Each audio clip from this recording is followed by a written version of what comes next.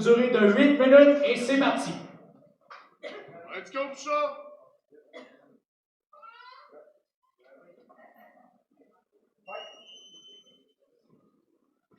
Alors c'est parti, on commence le premier événement du Epic Fight League. Super takedown là de... Salut Sam. Super takedown de Zachary. On a Zachary qui a réussi à prendre le dos là, avec les crochets, son seatbelt. Il fait face à un combattant un peu plus gros que lui, combattant expérimenté en MMA. Absolument. C'est toujours intéressant de voir un combattant de MMA qui se lance dans le jiu-jitsu.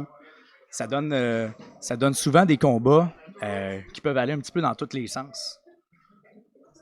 Ouais, on voit ici qu'Alexandre a décidé de se laisser aller sur le dos là, pour essayer d'avoir son escape, tenter de monter ses hanches plus hautes que celles de Zachary. Je pense qu'on attend beaucoup de choses de la part de Zachary avec la performance qu'il a eue à sa dernière compétition. Faut le souligner, il y a eu une grosse run dans sa dernière compétition où est-ce qu'il a réussi à avoir double gold, même triple gold en fait, si je me trompe pas. Oui, on va leur dire. Je sais pas si tu peux me corriger, il y a eu triple gold, donc sa catégorie de poids en gi, no gi, puis open weight no gi, ou il a aussi fait en gi open weight? C'est 3, dans le fond, exactement comme tu as dit. Ouais. Puis exactement, en absolu, c'est deux catégories de poids en no gi et en gi. Donc, les deux combattants se sont levés. Ici, justement, Zachary a fait un peu une erreur. Là. Il a voulu aller avec un takedown en utilisant seulement la tête, mais Alexandre a reculé puis il a réussi à prendre son dos. Très méthodique, là, Alex. Là, il voit que son adversaire a beaucoup de cœur. Puis il aime ça, il prend son temps. Là. Yes, je connais bien Alexandre. J'ai pu m'entraîner avec une couple de fois. C'est justement méthodique pourrait être tout à fait le terme qu'on pourrait donner. C'est quelqu'un qui est très lourd, super fort, prend son temps, veut faire sentir justement sa puissance à son adversaire. Je pense que c'est aussi un ancien culturiste, là, donc une condition physique exemplaire. Absolument. Conditionnement physique en jiu-jitsu brésilien, là, c'est quand même un gros must. Ouais. Surtout dans le no-gi. Zachary a essayé d'aller sur ses 4 appuis pour pouvoir se relever. Alexandre a failli presque réussir à avoir sa soumission, continuer à attaquer la soumission, juste un crochet. Grosse défense, là. Yes. Très bon travail de Zachary. Réussit à éviter le deuxième crochet d'Alexandre, ce qui offre une opportunité de sortie.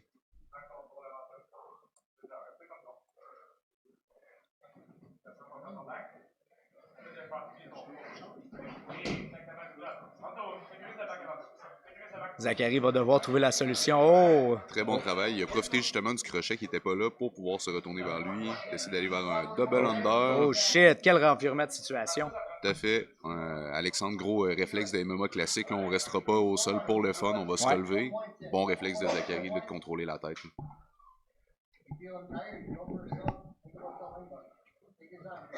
Zachary essaie d'utiliser son coude là, pour essayer d'installer un anaconda, mais finalement... Oh, on vient debout. Exact. Je pense que la foule apprécie ce premier échange. On arrive déjà proche du moment là, où le positionnement va compter. Oui, tout à fait. Les pointages commencent à mi-parcours. Donc, on a un 4 minutes où est-ce qu'il n'y a aucun point. Donc, ADCC, roll set. Et les 4 autres minutes, on va pour un pointage. Oh! C'est une belle tentative de takedown. Belle récupération aussi là, de Zachary. Wow. Je pense que Zachary s'est blessé. Pas blessé, mais peut-être fait mal dans son takedown. Là. On l'a vu grimacer une fois rendu au sol. Belle utilisation de son butterfly hook. Il veut pas retourner dans le dos, là. Non. Ça va être difficile, par exemple, d'utiliser des butterflies contre un fighter agressif et lourd comme Alexandre. Oui, exact. Là, Alex, en plus, avait ce qu'on aurait pu penser un body lock, mais ça vient de se mélanger. On retourne d'une demi-garde. Et si Alex décide d'utiliser une posture beaucoup plus haute, je pense qu'il veut ralentir le fight un peu, là, continuer à utiliser son poids là, pour empêcher Zachary de se relever et d'utiliser sa jeunesse et son athlétisme. Ouais. Ça, c'est là ce que Alex veut être, je pense. C'est comme un gars d'MMA, tu vas être par-dessus. Même si d'une garde, c'est pas grave, tu peux faire subir ton poids à ton adversaire comme ça. Tout à fait. Alex, je chasse pas vraiment l'underhook. À toutes les fois où est-ce que Zachary reprend son underhook, Alex reste super bas sur son bras, ce qui donne un bon contrôle. Ouah, presque un passage. Mais t'as raison, un underhook de la part de Zach l'aiderait beaucoup. Et puis là, on est sur le côté, on vient d'empêcher. On n'était pas loin d'un passage de garde. Là. Bon travail de Zachary, pas donner l'occasion d'avoir le pointage sur justement le passage de garde, d'essayer d'aller tout de suite en 4-point. On voit qu'il a déjà pris de l'expérience avec le peu de compétition qu'il a eu. Là, il donne pas les points à son adversaire. Très bonne intelligence sur le positionnement. Absolument. Si moi j'étais Zach ou j'étais un petit oiseau qui pouvait être dans son oreille, là, j'essaierais de me lever debout. C'est de désengager, repartir debout, peut-être essayer justement de réussir avec ma vitesse. Je pense que tu as raison. Ce serait une bonne stratégie justement de prendre le risque de se faire takedown, mais au moins ramener le combat debout pour choisir sa position. Malgré qu'ici, il y a double underhook avec les butterflies. C'est une très bonne position. Je vois pas bien... Alex, comment, tu sais, son conditionnement physique a l'air vraiment à point. Oh! Très bon travail. Belle utilisation de la cage ici. Ouais. Extraordinaire. On n'a pas la chance de voir ça dans la plupart des combats de Jiu. Tu sais, il n'y a pas de mur normalement. Exact. Je pense qu'il y a plusieurs combattants ce soir là, qu'on va pouvoir voir qu'est-ce qu'il peut faire avec la cage. Takedown. On voit l'expérience de Alex qui rentre en ligne de compte, réussit à utiliser son underhook pour pouvoir se retourner contre la cage, réussit à fermer ses mains sous les fesses de Zachary, puis il finit son takedown.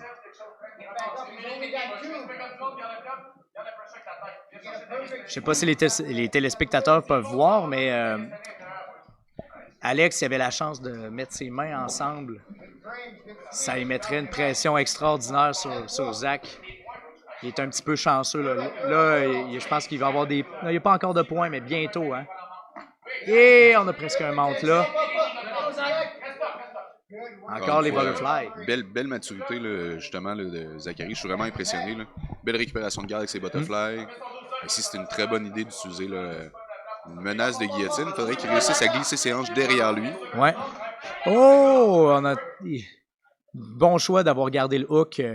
Il aurait pu le perdre sur peut-être une tentative comme ça. Ouais, je pense qu'Alex a été un petit peu trop prudent. Au lieu d'utiliser justement l'explosion pour passer, il a juste décidé de conserver sa position. Il a réussi à jouer des jambes. On augmente là, ça. Il est en tortue, wow! Encore une fois, là, Zachary super impressionnant. Avec... il y a du cœur, ça n'a pas de bon sens. Ouais. Il veut pas laisser les pointages passer. Il a tout le temps, il a flirté avec le danger un petit peu. C'est tout à son honneur il a réussi à sortir de l'énergie de je sais pas trop où pour empêcher ça. Là.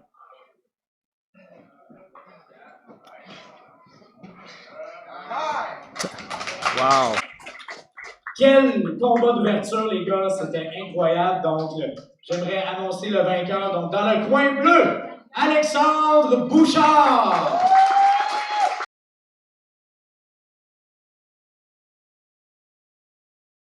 Alors, dans le coin bleu, Amer Salamé, 171 livres, représentant JKS. Une bonne main d'applaudissement, s'il vous plaît.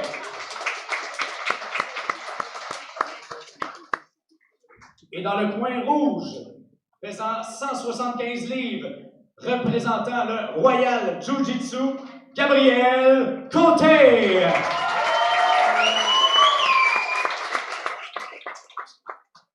Ce combat est une présentation de services informatiques cellulaires et un combat de durée de 8 minutes.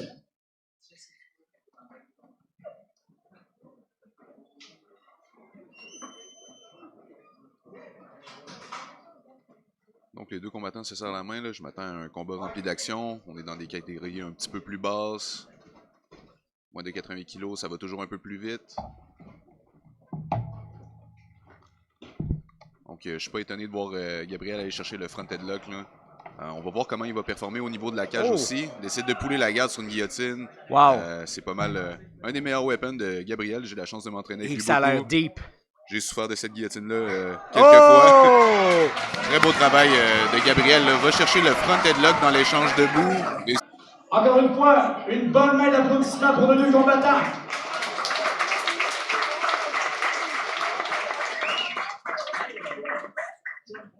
Et le vainqueur par guillotine dans le coin rouge, Gabriel Côté.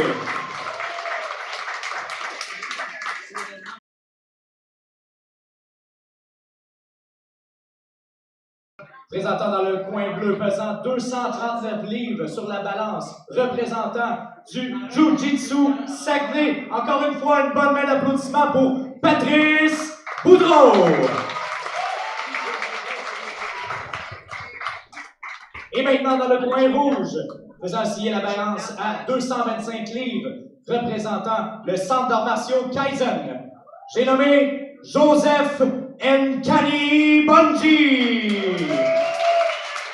J'ai hâte que Sam vienne au micro pour pouvoir nous parler d'un de ses Un protégés. combat tournoi d'une durée de 8 minutes.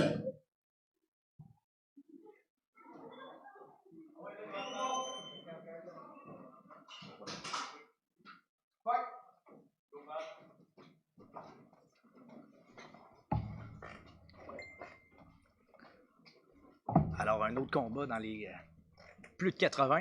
Ouais, est-ce que tu peux nous parler un peu de Joseph? C'est pas un combattant que je connais encore. Joseph, c'est un combattant, dans le fond, qui a commencé, ça fait plus ou moins une année d'expérience. Un jeune combattant de 17 ans. Quand même, avec je dirais une condition physique là, incroyable. Là, pour, Ouais, ça me fait presque peur de savoir qu'il Ah reste oui. une poussée de croissance. Ah oui, c'est impressionnant. Une personne qui a beaucoup de cœur, très, très fort physiquement. Puis c'est intéressant de voir aussi Patrice, là. Patrice qui est un.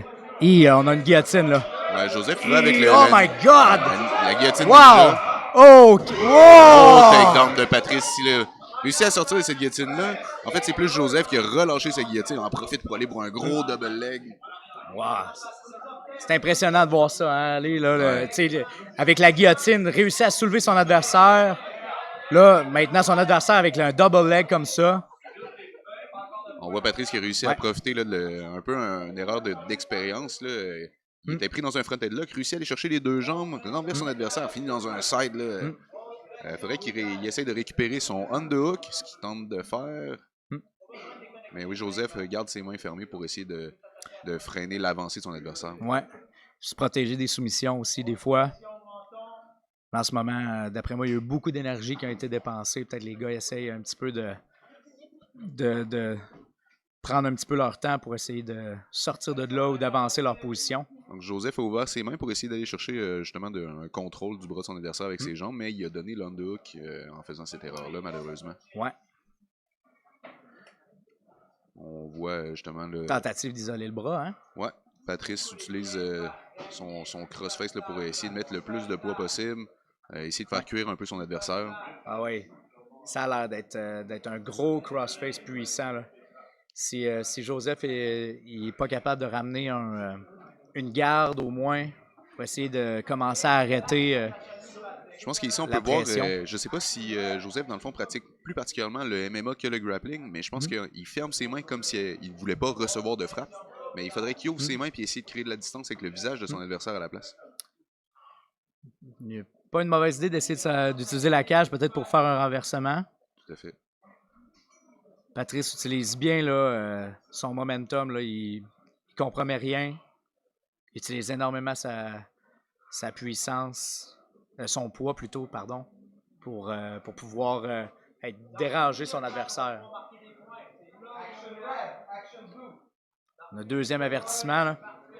Ouais, je pense que Il va falloir que les ça s'active un deux tout petit devraient peu. agir un peu plus, effectivement. Ouais. Il faudrait que Patrice essaye de changer son crossface de sous la tête sur le visage ou essayer d'aller sur un knee on belly. Puis Joseph devrait ouvrir ses mains pour essayer de planifier son escape. Ouais. Surtout qu'en ce moment, il n'y a pas de points.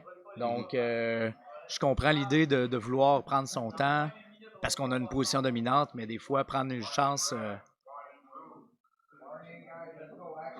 Ouais, encore des avertissements. Ouais. Je trouvais ça intéressant que dans la culture du Jiu-Jitsu, il y a un peu plus comme la culture de la lutte collégiale où est-ce que vraiment l'arbitre a sa place puis qui encourage les deux combattants à y aller un peu plus. Ouais. Je pense que c'est quelque chose qu'on va voir plus dans l'avenir avec l'inclusion du wrestling qu'on voit de plus en plus dans le Jiu-Jitsu.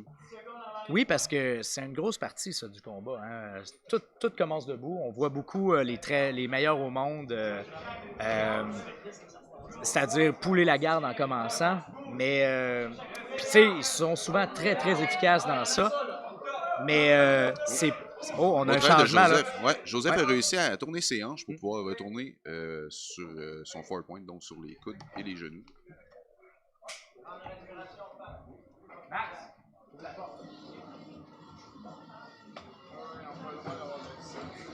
Donc là, on a Joseph là, qui, je pense, qui saigne du nez.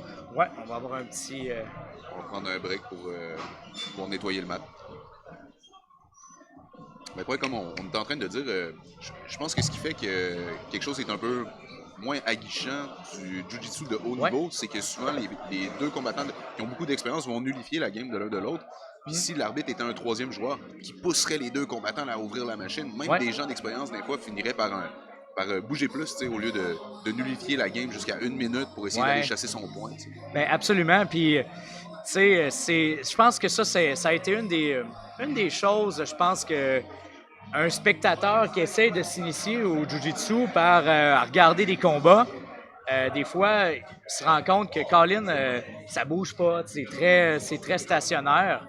Puis moi, c'est ce que je trouve bien quand même dans le jiu-jitsu avec les règles ADCC, c'est que on appelle à l'action un petit peu plus. Là. De plus en plus, je pense que ça devient populaire de prendre des chances, dans le fond. Tout à fait. Là. Si, justement, là, pas seulement pénaliser de rien faire, mais d'encourager au mouvement, c'est ce qui va rendre le sport encore plus accessible. Ouais. On veut de l'action, puis c'est pas pour rien que quand je pense, on peut en parler, c'est toi qui organise l'événement, tu essaies d'avoir une fiche avec beaucoup de blue belt puis de purple belt, parce que le nombre d'erreurs, la rapidité d'exécution est beaucoup plus grande que si tu as juste des black belts, parce que les black belts sont tellement forts à nullifier la game des autres, sont tellement intelligents que des fois, les combats sont pas plates. T'sais, pour quelqu'un qui est connaissant, c'est impressionnant. Mais quelqu'un qui connaît moins ça, on dirait qu'il se passe rien. T'sais. Ben, c'est ça. Puis tu sais, en même temps, comme tu dis, il se passe beaucoup de choses, mais c'est des petits mouvements, des petits contrôles, c'est des petites batailles.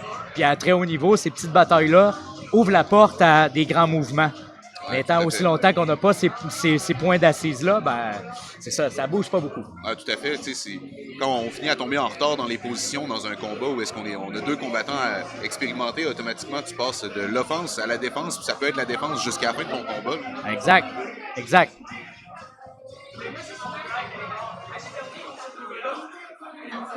On est en train de laver les tapis.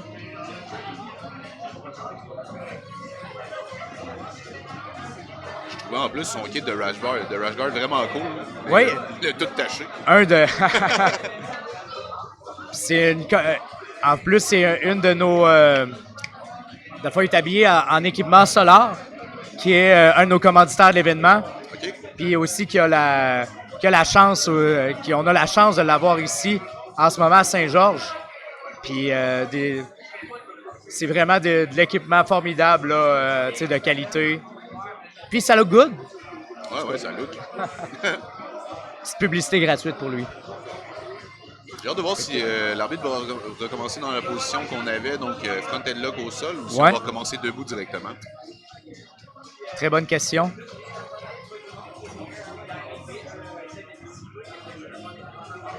Dans le fond, Sam, toi, tu as organisé un premier événement qui est un événement d'MMA, puis ça, c'est ton deuxième événement, mais qui est ton premier événement de Jiu-Jitsu.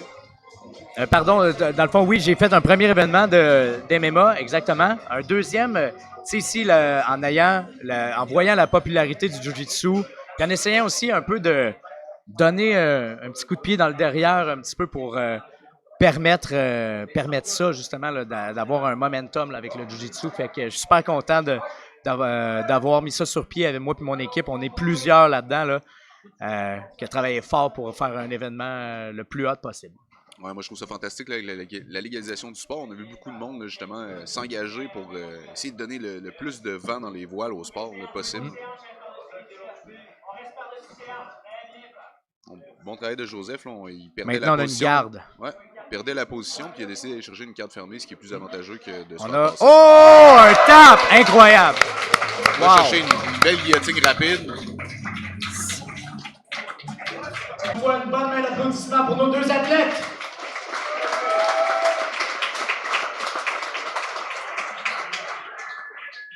Et le gagnant par étranglement, Joseph Nkani Bunji.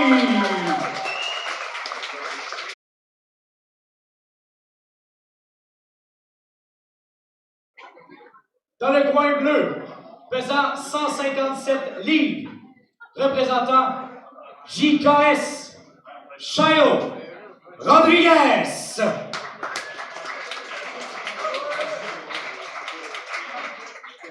Et maintenant dans le coin rouge, un American Made pesant 145 livres, représentant le Centre d'arts martiaux Kaizen et 10 Planet Jiu-Jitsu, Tyler Rance.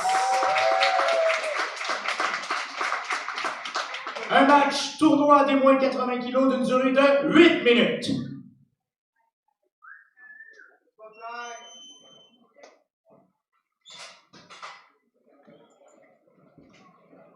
Donc, avec Tyler, on a un représentant de 10 Planet. J'ai hâte de voir si on va pouvoir voir les spécialités reconnues de ce club-là. Est-ce que ça fait longtemps que Tyler s'entraîne chez vous? Oui, ça fait depuis, mon Dieu, le temps passe vite, je crois, 2020, si je me rappelle bien. Tyler qui était pendant un petit moment à Montréal, justement avec la gang de 10 Planet Montréal. Puis il a déménagé en Beauce, sa conjointe, une fille de par ici. Donc, très, très content de tomber sur une école de Jiu-Jitsu aussi. Des fois, on déménage, puis on fait, y a-tu une place où on va pouvoir s'entraîner? Fait que ça a fait pas mal son bonheur d'arriver d'une place où il y avait déjà un gym d'établi. Très surprenant d'ailleurs de voir Tyler beaucoup lutter comme ça. Mais il aime énormément la garde. Je trouve qu'il fait du beau travail parce qu'il réussit à garder l'intérieur, réussit à prendre ses underhooks. Je serais curieux de voir s'il va essayer d'utiliser la cage, mais il semble aimer mieux avoir un tight clinch. Être dans le centre, avoir la mobilité. Tout à fait. Peut-être qu'il va essayer d'aller pour un... Bon, on a un beau front headlock de Shiloh. Oh! Très beau Nice travail trip. de Tyler. Là, mais il expose le dos. Ah oui, belle récupération. De toute beauté, ça. Tyler ne perd pas son underhook, décide de rouler sur lui-même pour revenir dans une garde. Oh, on attaque... Shiloh très agressif avec cette garde-là. Oh, très beau travail de Shiloh aussi d'aller pour la jambe. Donc, réussit à utiliser son inversion pour aller essayer d'exposer la jambe de son adversaire. Rappelons que les règles ADCC, on va travailler, on peut travailler tout, hein. Heel hook, on va knee reap. Ouais. Oh, Tyler semble avoir un estimol. Ouais, un estimol. Wow. Je pense qu'il essaye plus de le menacer justement pour essayer de revenir sur ses pieds. Shiloh réussit à ripper encore. Il faudrait que Tyler se débarrasse de ce rip-là. Ouais, essayer de s'assurer sur son adversaire pour aller chercher sortir son genou. Tout à fait. Il libère son genou de la ligne. Expose un petit peu son dos. Quelle récupération. Wow. Oui. Très beau travail de Shiloh. Wow. Drôle de décision, mais réussit à aller pour un armbar. Oh.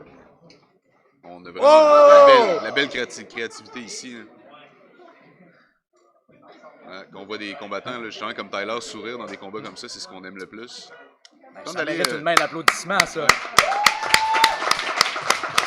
Tyler, il va pour un full guard, un jump guard. Ouais. Un peu plus tôt, il est allé pour un demi-Manari roll, décide de se lever debout et va pour un jump guard, essayer d'installer peut-être cette rubber guard là, connue de 10 Planet. Shiloh, purple belt. Tyler, brown belt de 10 Planet. Ouais, on voit beaucoup de qualité là, des deux combattants. Ouais, du gros niveau. Puis, tu sais, on parlait justement tantôt, là, des fois, ça stall quand tu viens black belt, des trucs comme ça. C'est impressionnant de voir ça aller, là, de la grosse technique, mais c'est back and forth, là. Tout à fait. C'est très... Ça, là, c'est un genre de combat que tu connais pas le jiu, tu fais « Wow, ça me donne le goût. » Ouais, exactement. Moi aussi, c'est... Les combats que j'aime le plus, c'est tout le temps quand on tourne autour des blue belts foncés ou des purple belt, brown belt, là. C'est les meilleurs. Le beau travail de Tyler qui réussit à faire un triangle. Je suis curieux de voir si le bras... Ah oui, on va le slam. Ah, c'était bien joué. Tyler, il s'est bien protégé là, du slam. Je pense que Shiloh avait les deux bras à l'extérieur du triangle. Fait que c'était un triangle sans bras. Il réussit à installer son Ashigarami. Puis Tyler fait un excellent travail là, du... Can opener. Exact. Tenir la tête de son adversaire pour ne pas se faire renverser. Ouais. Essaye de passer le genou là, qui est en dessous de lui pour avoir une position, presque une position montée. Oh, est-ce qu'on essaye peut-être le Kimura ou un straight armbar? Ça s'en vient. Ouais. Oh, on a locké le Kimura, là. Est-ce qu'on va pouvoir l'attaquer maintenant? Ouais. Shiloh fait un bon travail de garder la cuisse de son adversaire pour ne pas se faire enjamber la tête pour que le Kimura soit plus effectif. Tyler fait un excellent travail de réussir à se placer derrière lui, essayer d'aller fermer un triangle du dos. Très impressionnant. Ouais. Shiloh, il sort tout son arsenal de défense. Il peut sembler d'être dans le trouble en ce moment, mais c'est tranquillement pas vite. Il essaie de se libérer de l'emprise là, que Tyler peut avoir. Tyler joue bien là, pour pas trop bouger. Shiloh a réussi à garder le contrôle de son bras, même si Tyler a essayé d'utiliser justement sa Kimura grip pour pouvoir l'attaquer. S'il essaie de séparer les mains, Oh, on a le Tyler a réussi à aller pour on un a strike. le Très tap. beau travail. C'était vraiment un combat de haut niveau, là, très impressionnant techniquement. Là. Je pense que Tyler Une bonne main d'applaudissement pour nos deux risque athlètes. d'être gang. un athlète Allez, dangereux pour le reste de cette braquette. un combat incroyable. Pour vrai, les gars, vous avez à être fiers de tout ça. Et donc, le gagnant par soumission, Tyler Rance.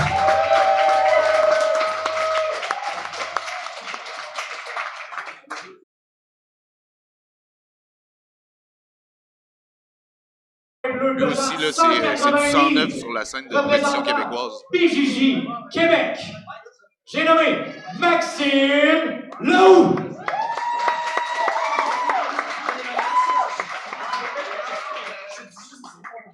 Et maintenant, Je vais dans me le corriger, je coin pense que rouge, Maxime Lehoux est encore une ceinture pesant blanche. 280 livres, représentant Nova Gym, j'ai nommé Xavier Langlois.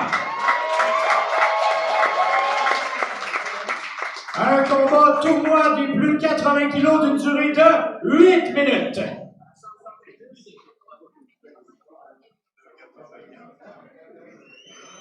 Bon, je pense qu'on va avoir à faire un combat qui va être beaucoup de stand-up au début. Donc, ouais, comme je disais un peu plus tôt, j'ai eu la chance de voir Xavier compétitionner à la dernière compétition du Grapplers League. Un excellent poids lourd pour le nombre de temps qui est là. Très bon takedown, focus sur son MMA particulièrement.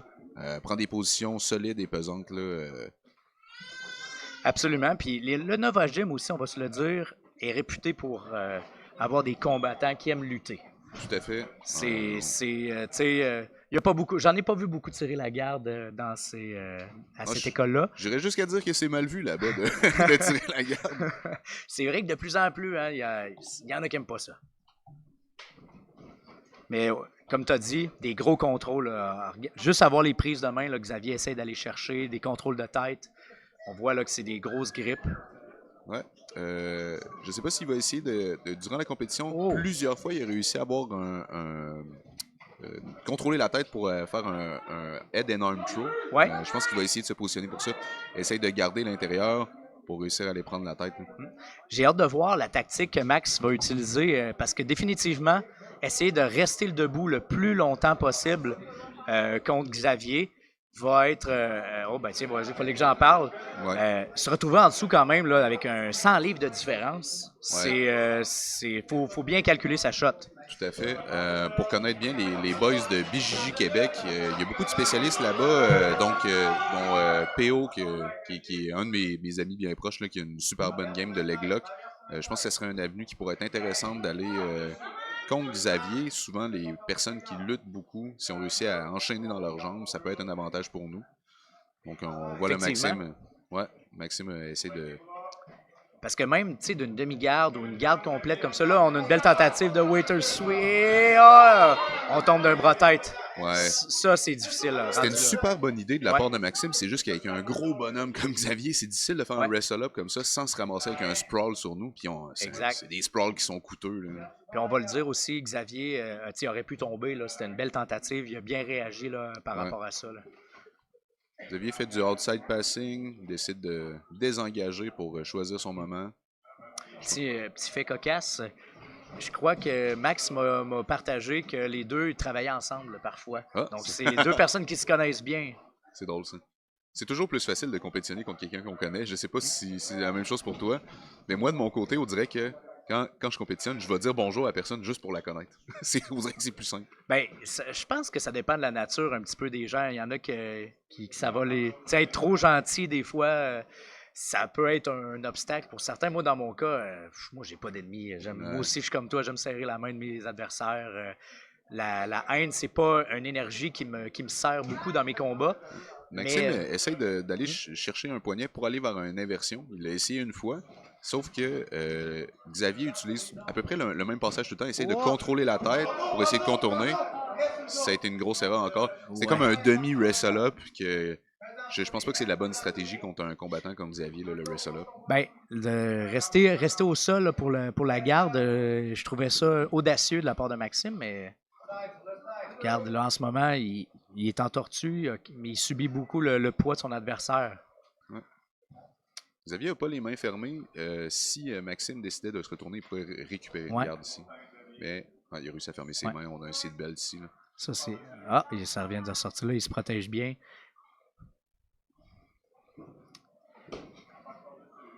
Ça serait peut-être une méthode facile à croire, de dire que on a une guillotine là. Ouais, Maxime a fait un bon travail d'aller chercher un underhook.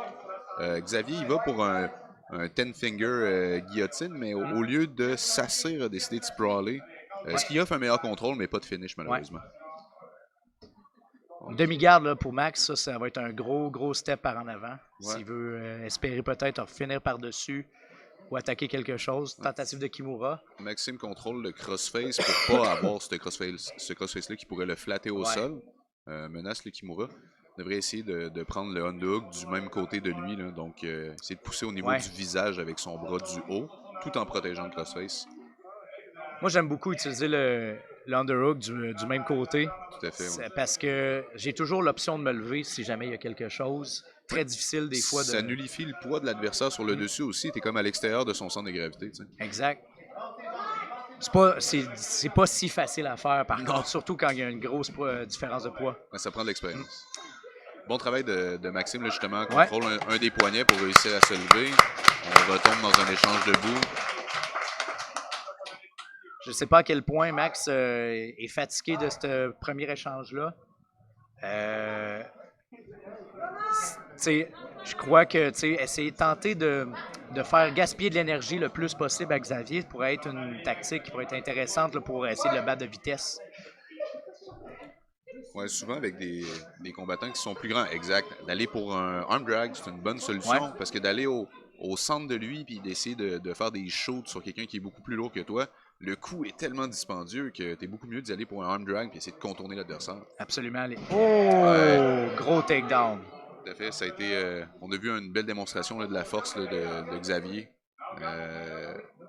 Maxime a essayé d'installer un overhook pour pouvoir se retourner puis aller pour soit un Tayotoshi ou un Uchimata. Et Xavier l'a juste soulevé. C'est ça, quand il y a une bonne différence de poids, hein? Beau travail, on parlait du underhook. Là. Xavier, c'est lui, il va le chercher. Là. Comme là, il l'a pas vraiment, là, mais tantôt, quand il a mis tout son poids dessus, là, on essaie d'un Americana. Mais America de la garde, c'est pas une soumission qui existe vraiment. Non, absolument. Faut le dire, c'est quand même à partir de white belt. Il y a des fois des tentatives qui peuvent surprendre. Là, ça part de part et d'autre. Je pense que ça vaut la peine quand même parce que aussi, quand tu subis la soumission, des fois, tu as comme une crainte qui embarque. Puis avec un manque d'expérience, tu tapes au lieu de te dire « je suis encore en sécurité ». C'est ça, la fatigue également. Ouais, très bon travail de Xavier. Je pense qu'il le fait pas volontairement, mais en mettant autant de poids comme ça, il le pousse contre la cage. Si j'étais lui, je me rendrais jusqu'à la cage. Absolument. J'essaierais de le pousser pour que sa tête soit contrôlée contre la cage, ce qui nullifierait ses attaques de la garde. Xavier le soulève. Il aurait dû mettre ses hooks. Un bear hug. C'était un genre d'étranglement arrière, pas de hook. Ici encore, utilise le 10-finger guillotine. S'il était sur ses pieds et s'assirait vers le sol, pourrait terminer cette soumission-là. Mais ça y offre un très bon contrôle.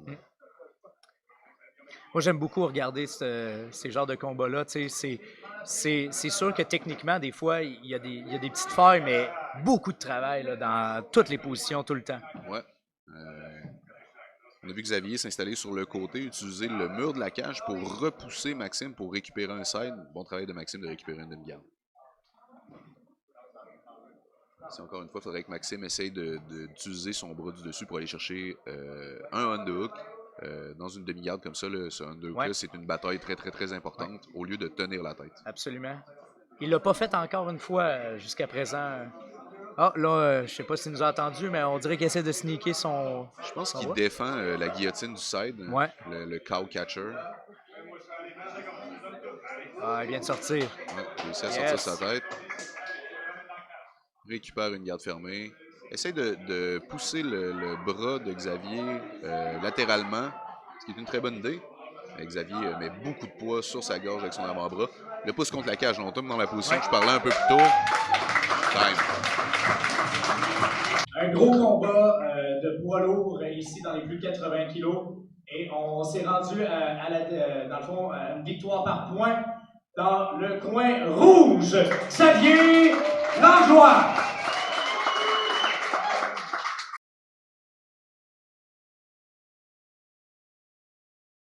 Bleu pesant 166 livres, représentant le Royal Jiu-Jitsu de Québec, Yann Métaillé. Et maintenant dans le coin bleu, non, dans le coin rouge, pesant 166 livres également, représentant Jiu-Jitsu Saguenay. Veuillez applaudir Maxime Tremblay. Un combat tournoi des moins de 80 kilos, un combat de 8 minutes.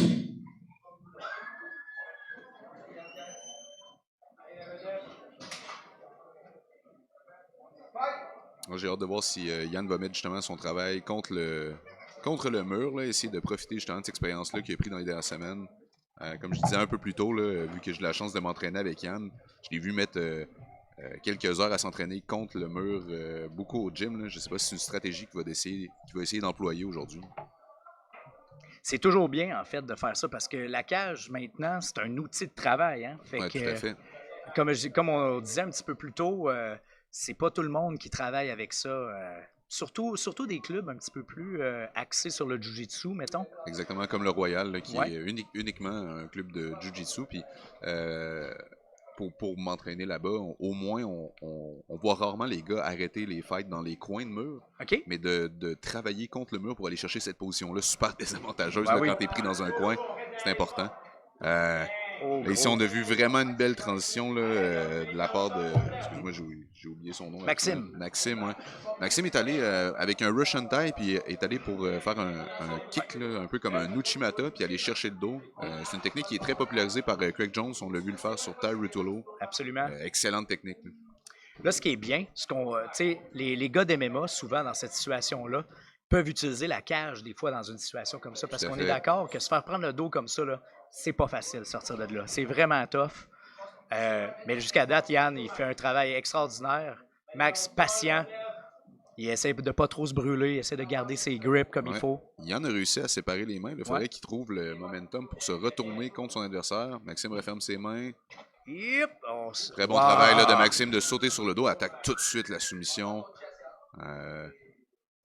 Yann a vraiment c'est un gars qui travaille dans la toiture. Là. Il y a des grips incroyables. Fait que réussi. C'est locké. Ouais, ça c'est fermé. Ah, tap, on a le tap. Excellent travail de Maxime. Là, réussi à justement éloigner les grips très fortes de son adversaire pour. Alors, victoire dans le coin rouge à 6 minutes 3 secondes par étranglement arrière, Maxime Tremblay.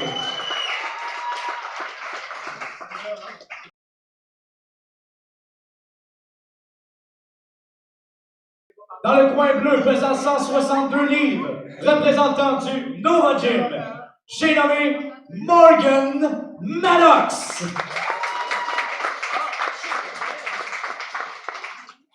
Et dans le coin rouge, pesant 158,9 livres, représentant l'Académie SGS, Gabriel Bougie. Gabriel là, qui représente SGS, bonne école de MMA. Hors tournoi d'une durée de 6 minutes.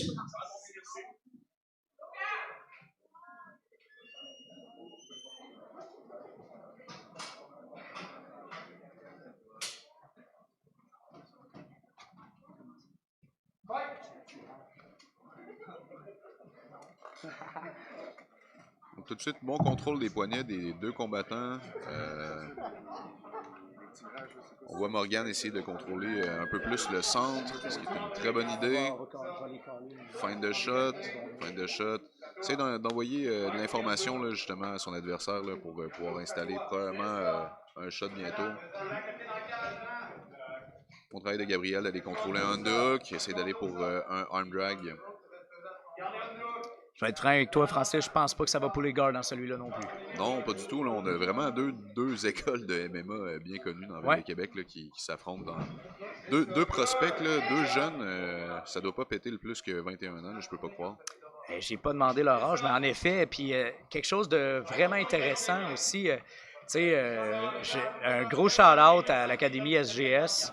Les gars aiment beaucoup. Wow, hey. C'était dangereux pour la jambe. Là, ici, on a vu essayer de poster sa jambe. Là, ça aurait pu être dangereux pour son genou. Gros contrôle de tête. Gabriel, là, il va pour justement le 10-finger guillotine contre la cage.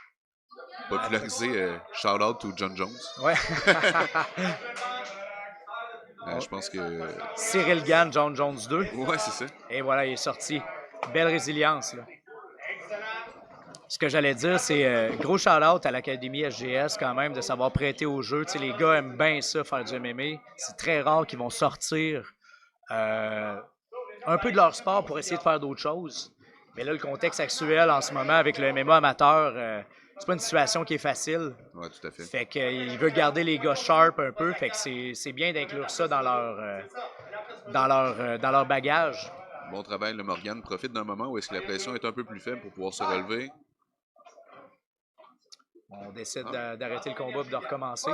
Ah, ça m'étonne qu'on recommence les combats contre la cage. On aurait eu justement un beau display là, de deux personnes avec une expérience contre la cage un peu plus. Morgan va pour un arm drag. Je sais que les gars du Nova travaillent énormément avec le mur. Ça doit être probablement le cas aussi de Gabriel. Ça, on s'entend que si ça fait un bout de ce jujitsu, tu veux augmenter ton cardio, commence à faire du mur. Ouais, absolument. Si tu as besoin d'un second souffle, tu vas te rendre compte que faire du mur, c'est gagnant. Déjà que le jiu, quand même, rappelle-toi, tes premiers cours, tu crois pas à ça à quel point tu vides ton énergie dans le temps de le dire. Il y a une intelligence à développer avec ça. Ouais, Morgan a été un peu lazy. En fait, il n'a pas caché son shoot du tout. Il est juste passé de son collar tie à aller à un shoot. Il tombe encore une fois dans ce front headlock-là. Puis Gabriel a l'air savant là, avec la position. Ouais. Beau travail. Belle sortie. Ouais, on a vu Morgan lancer son bras par-dessus l'épaule de son adversaire pour se donner un peu de jeu. Ça l'a aidé à sortir. Oh! Uchimata. Encore une fois, Morgan. Morgan tombe encore dans une guillotine. Celle-là semble guillotine de la position montée. Les mains sont fermées. Il faut que Morgan continue à pousser contre les hanches. Très bon travail défensivement. Là. Belle opportunité là, de Gabriel. C'était très bien. Ouais. Morgan essaie d'utiliser ses jambes là, pour essayer d'attaquer la position. Très mature de la part de Gabriel, décidé de désengager. Ah oui! Oui, ça c'est beau. Morgan y va là, avec agressivité pour un double leg. Il réussit à avoir la position. Il est encore dans une guillotine, mais il continue à pousser sa tête vers l'avant, mais pas nécessairement en danger encore. Ouais. Là, vois-tu, avec la cage, ça... On peut pas aller en sécurité. Exact. Oh, là, Donc, Morgan essaie de se mettre de façon transversale à son adversaire pour nullifier la guillotine. On voit que Gabriel a reconnu qu'il perdait sa soumission. Encore une fois, une belle preuve de maturité d'essayer de relâcher la soumission.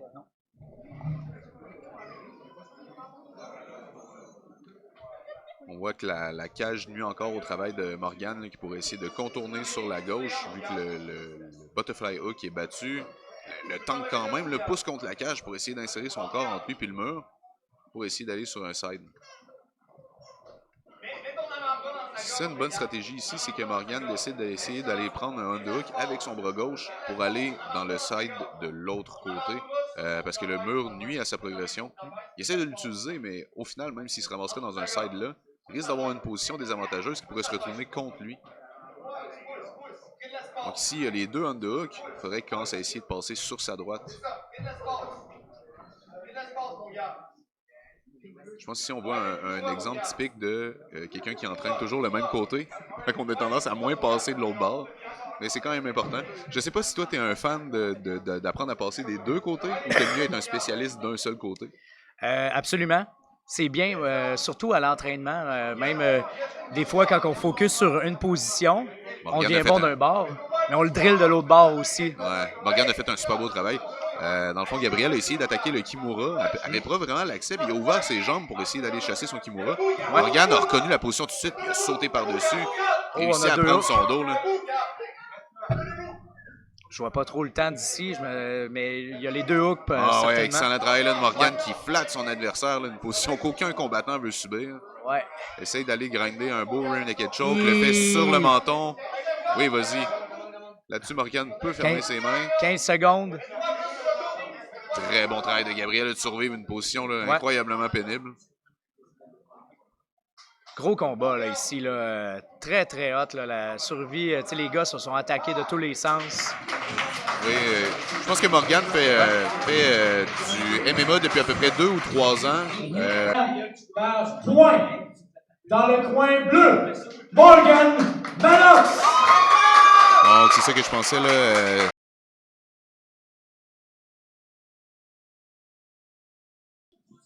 Alors, dans le coin bleu, pesant 180 livres, représentant de BJJ Québec, Maxime Lehoux. Dans le coin rouge, pesant 239 livres, représentant Jiu-Jitsu Saguenay, j'ai nommé Patrice Boudreau. Un combat tournoi des plus de 80 kilos d'une durée de 8 minutes. donc, c'est super intéressant pour les deux combattants d'avoir une seconde chance de participer au tournoi. Là. Encore une fois, Maxime qui est probablement le plus petit de sa catégorie après Zachary. Par curiosité, est-ce qu'on sait c'est quoi la nature de la blessure de Zachary? Est-ce que c'est une blessure aux côtes? Effectivement, c'est une blessure aux côtes qui je pense qu'il a subi quand même à son début. Là, tu l'avais vu grimacer. Ouais, vraiment dans un échange de position, là, rapidement, on a vu qu'il a fait une grosse grimace. Là, je me doutais que c'était probablement un cartilage aux côtes. On va y souhaiter un prompt rétablissement. Donc, là, justement, encore une fois, Maxime, probablement le plus petit de sa catégorie maintenant, tombe dans un front headlock, là, dans une tentative de takedown. Max qui quand même, hein, audacieux, 180 livres. Si on fait le calcul rapidement en kilos, c'est pas trop loin du 80. Là. Ouais, c'est ça. Il aurait pu essayer de perdre un peu de poids pour être dans l'autre catégorie de poids. Mais, tu sais, des fois, coter du poids, des fois pour des compétitions, des trucs comme ça, et inverter comme ça, c'est pas facile, surtout contre du monde beaucoup plus pesant que lui. Ouais, on voit que Patrice fait un bon travail de continuer à mettre du poids. Ouais. Maxime est comme dans un peu un wristlock americana, là, un peu désagréable. Tant que Patrice va garder le contrôle de ce bras-là, il n'est pas en danger. Il réussit à prendre un manque, là, justement, grâce à la pression. Mais oui, comme tu disais, la majorité, en fait, l'intégralité des compétitions de Jiu-Jitsu, à part ADCC, la pesée est souvent 1 heure avant de compétitionner. C'est pas une très bonne idée de se déshydrater pour essayer de boire du Gatorade pendant 1 heure. Très peu de compétitions, à part les, mettons, compétitions officielles ADCC. On a un 24 heures des fois avant. Il y a moyen des fois de jouer un petit peu avec notre poids. Ouais. Patrice fait un bon travail d'isoler les bras vers le haut, utiliser ses underhooks là, pour continuer à mettre de la pression. C'est là qu'il veut être aussi. C'est plus facile. Oh, on a peut-être un Kimura pas trop loin, un Americana, pardon. Ouais, c'est un Americana modifié. Ouais. Et voilà, on l'a eu. C'est arrivé vite. Je pense que c'est dans le poignet. C'est c'est plus un wristlock un peu. Et donc, c'est une victoire par soumission dans le coin rouge, Patrice Boudreau.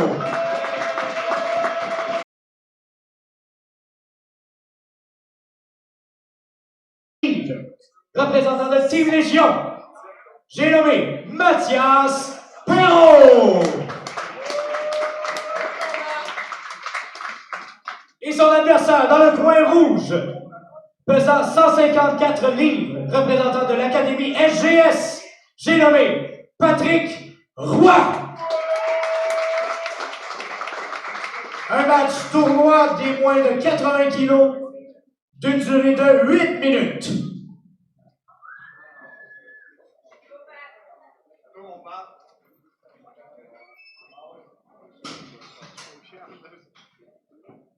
Donc, dernier combat avant cet entraque. On va voir si Patrick va réussir à installer sa lutte dans ce combat-là. Mathias Perrault, qui est quand même un adversaire à ne pas sous-estimer. White belt de Jiu-Jitsu. En fait, il m'a mentionné qu'il n'y avait pas vraiment de ceinture parce que je pense là-bas, ils ont une équipe de Jiu-Jitsu, mais plus un petit peu axée sur tout ce qui touche le MMA. Mais c'est une brown belt de judo. OK. Donc, à l'aise debout. Oui, tout à fait. Donc, on va voir Réussi vraiment... à aller chercher double underhook. Ouais. On va voir vraiment un peu lutte. Et voilà. Excellent. Et Pro réussit à positionner son corps pour rester sur le dessus. Patrick essaie d'utiliser une rubber guard. Ah, très belle démonstration ici là, de Mathias. Là. Encore une fois, Patrick essaie d'installer le rubber guard. Gros Mathias contrôle de roule tête. des épaules là, pour rester le plus profond possible. Oh, tentative de triangle.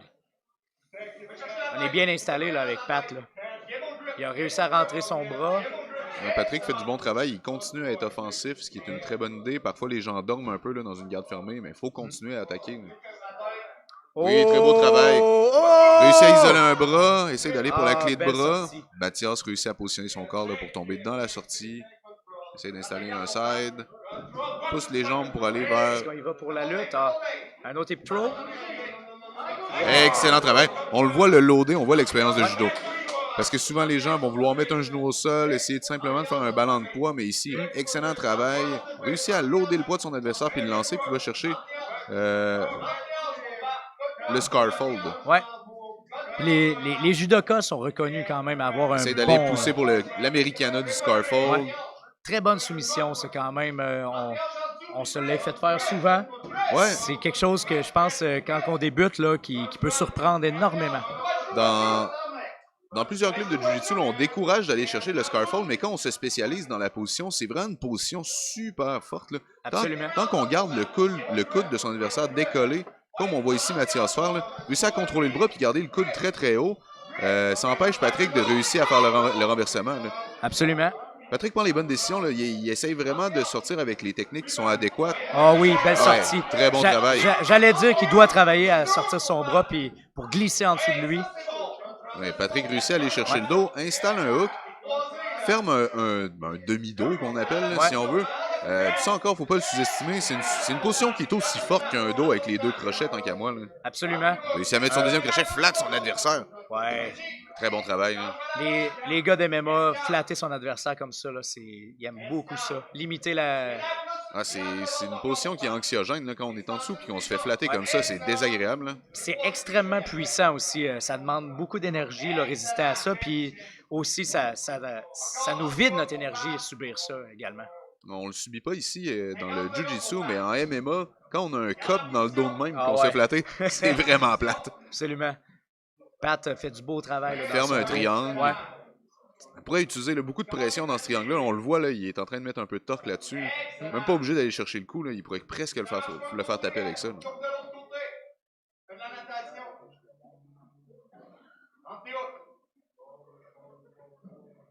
Mathias, là, tu sais, des fois, ce qui peut désavantager un petit peu certains réflexes de judoka, c'est de staller un petit peu des fois. Donner le dos, c'est une chose. Des fois, ils vont l'exposer, mais c'est parce que quand il y a une immobilisation complète, assez rapidement, ils vont se relever debout. Mais dans ce cas-ci, tu sais, on va avoir des pénalités, des avertissements, mais il faut être proactif. Il a réussi à rentrer là, son rear naked choke qui est un peu croche. Il va aller chercher là, un choke sur les mandibules, sur la mâchoire. C'est un bon terme, ça. Je pense que le vrai terme, c'est maxillaire, mais on fera pas de la science aujourd'hui. Et belle sortie. Alors, encore une fois, là, on a une belle démonstration de résilience de la part de Mathias. Là, c'est, On tente le armbar aussi. Patrick tente l'armbar une deuxième fois. Mathias tourne toujours du bon côté. Là. Il est vraiment très intelligent dans sa défense. Réussit à prendre le dos de Patrick. On est rendu dans l'arroseur arrosé. Absolument. Mathias utilise un bon contrôle sur un des bras là, pour faire tomber son adversaire. Il devrait fermer un triangle du corps lui aussi. Bonne idée là, de Pat d'essayer de se lever debout. Ouais. Essayer de shaker son adversaire hors de lui. Mais Mathias prend une bonne décision aussi. Là, réussit à prendre double underhook, lever les coudes de son adversaire. Patrick tire sur la tête. Là, maintenant, il est presque tombé. Là. Ouais. Même roulé des fois. Mathias a accès à un triangle du dos. Là. Ouais. Il a réussi à garder le dos parfait. Si Mathias est limité un peu par la cage. Ouais. On voit pas bien de l'autre côté, là, mais il y avait un début de réussi à avoir le rear naked choke. Est-ce que c'était le temps ou c'était une soumission? Je pense que c'était Alors, le gagnant par soumission dans le coin bleu, Mathias Perrault.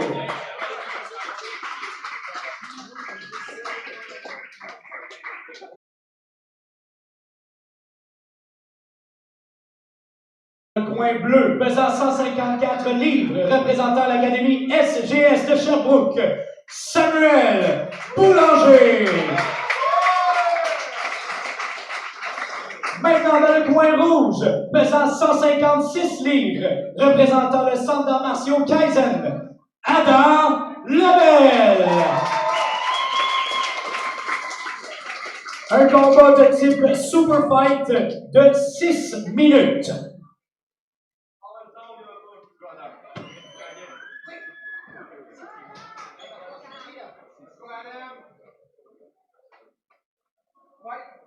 Donc, c'est parti pour cette nouvelle période de combat. Tout de Welcome suite, back. Adam, super agressif. Va chercher son collar tie. Mais beaucoup de pression. Essayer d'aller chercher un snap down un peu là, pour peut-être essayer d'attaquer une guillotine.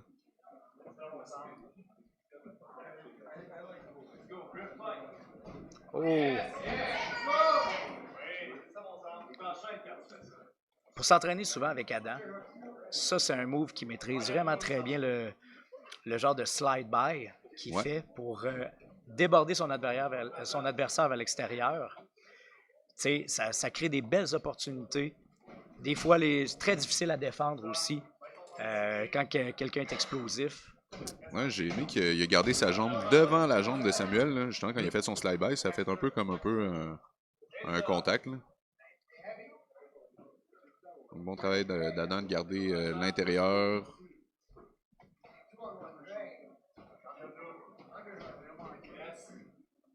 Continue à mettre de la pression avec son collar tie.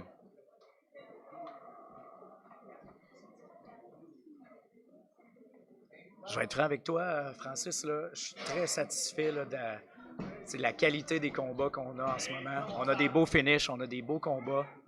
Ah, c'est une excellente soirée pour l'instant. Moi aussi, je suis très content de la qualité des combats. Beau hip throw de la part de Samuel. Là. Essaye de le tenter encore une autre fois. Beaucoup d'action. Tente un hip throw, tente un inside trip en échange. Belle stratégie.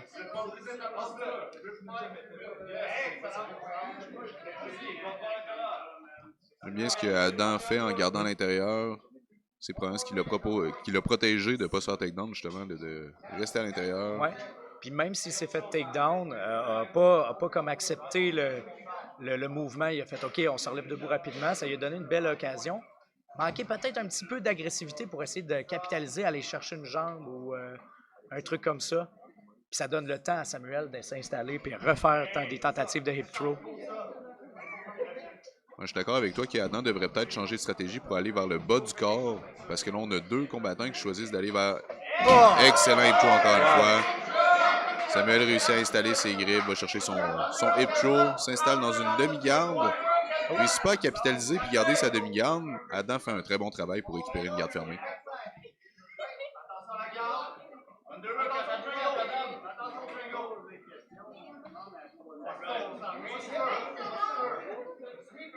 Bon travail de Adam d'essayer de rester actif avec ses mains. Il faut avoir plusieurs contacts. Juste les jambes, c'est pas suffisant. Tente un scissor sweep. Samuel, super agressif. Oh, on a la guillotine. Ah, on a un body lock. Ouais. C'est une bonne stratégie d'aller pour le body lock pour essayer de le renverser lors du takedown. Sauf qu'il a perdu la position, malheureusement. Là. Samuel a été savant par rapport à ça aussi. Ouais. On a un bel échange, là. Beaucoup d'action. Samuel utilise bien sa jambe pour... Il n'a pas réussi à garder le crochet sur la jambe du bas de Adam. Il devrait essayer de retourner chercher ça. Tente d'essayer d'entrer ses hooks. C'est beaucoup plus à la mode dernièrement de garder un body lock au lieu d'aller pour le seat belt, ce qui est majoritairement enseigné. Le body lock offre un meilleur contrôle, la personne ne peut pas fuir. Réussit à mettre ses deux hooks. On a un long hook, short hook. On va essayer de regard une demi-garde. Oh, tortue. Ouais, j'aime bien ce qu'Adam fait, là. Il ne veut pas se laisser faire. Par contre, prendre une pause dans la position de la tortue. Toujours risqué. Oui, absolument. C'est une position très proactive. C'est une bonne idée d'aller la chercher, mais c'est pas là que tu récupères. Samuel réussit à rentrer un Presque rear naked choke qui est sur la mâchoire. On voit le momentum, là, Sam, il s'est emparé de ça bien raide. On voit Adam, là, il a de la misère à repogner le dessus. Ouais, Samuel a beaucoup trop essayé de garder son choke pour finalement perdre la position parce qu'il n'y avait pas ses hooks. On peut aisément choquer sans les hooks, sauf que ça crée ce genre de situation-là où est-ce que quand on a un adversaire qui bouge beaucoup comme Adam, on va le perdre. T'sais. Ça c'est très profond. Ouais, je pense que ça va être terminé. Tap, on a le tap. Ouais. Excellent travail de Samuel. Garde ses mains sur l'épaule de Adam. Dans le gagnant par étranglement à 1 minute 14, Samuel Boulanger.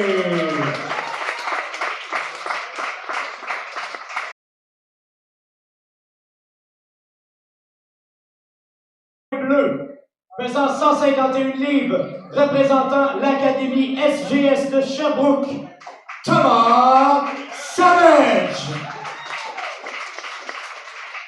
Son adversaire dans le coin rouge, pesant 148 livres, représentant les centres d'arts martiaux Kaizen. Je nomme Francis Brousseau.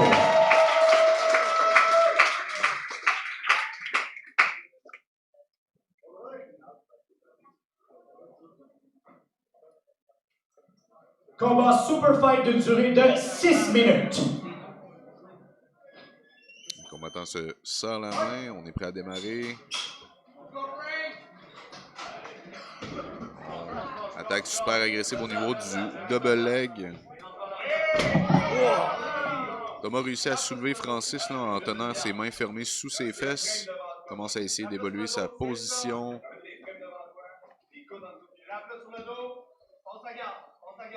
Francis fait du bon travail là, de pousser sa tête vers le bas.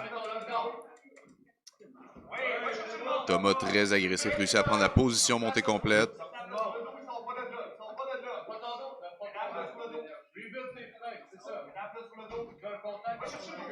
Excellent travail. Quel Francis réussit à utiliser son underhook puis surtout beaucoup de cœur pour renverser la position.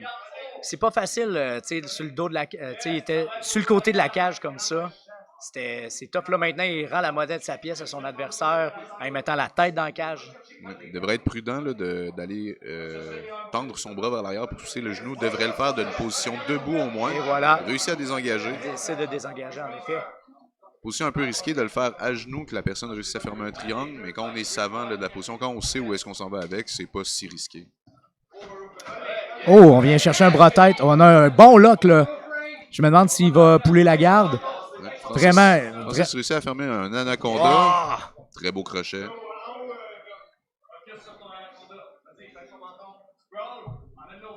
Pas facile, il y a quand même tu sais, c'est définitivement très dangereux pour son adversaire, mais il y aurait, tu sais, quand il est debout, ça donne plus de possibilités de sortie. Oui, tout à fait. Donc, tombe dans une position désavantageuse. Le Francis est en dessous. Garde le bras encore. Se ramasse dans un 3/4 d'une position montée. Ouais. Va-t-il réussir cette fois-là à aller rechercher une demi-garde ou Samuel d'aller chercher, pas Samuel, mais Thomas d'aller chercher un mount? Wow, renversement. Et on est dans un triangle. Là. Ouais, Presque. Francis réussit à renverser, il réussit à garder aussi son bras à l'extérieur, donc reste en sécurité. On est d'une garde. Bon avec travail un de crossface. Thomas de tout récupérer cette garde. Ouais. On voit encore l'influence de MMA là, de garder la tête serrée, c'est essayer de garder les corps le plus proches l'un de l'autre. J'aime beaucoup ce que Francis fait ici, là, applique beaucoup de pression contre la cage. Ça a l'air désagréable. Ouais, Thomas se ramasse là, avec le coup complètement de côté. C'est une bonne stratégie, ça peut forcer son adversaire à ouvrir ses jambes pour essayer de corriger la position.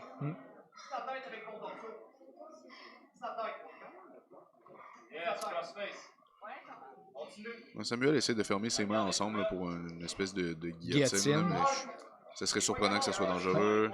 Francis réussit à posturer. Je pense qu'on va reprendre au centre avec une garde avec un double underhook. Yes.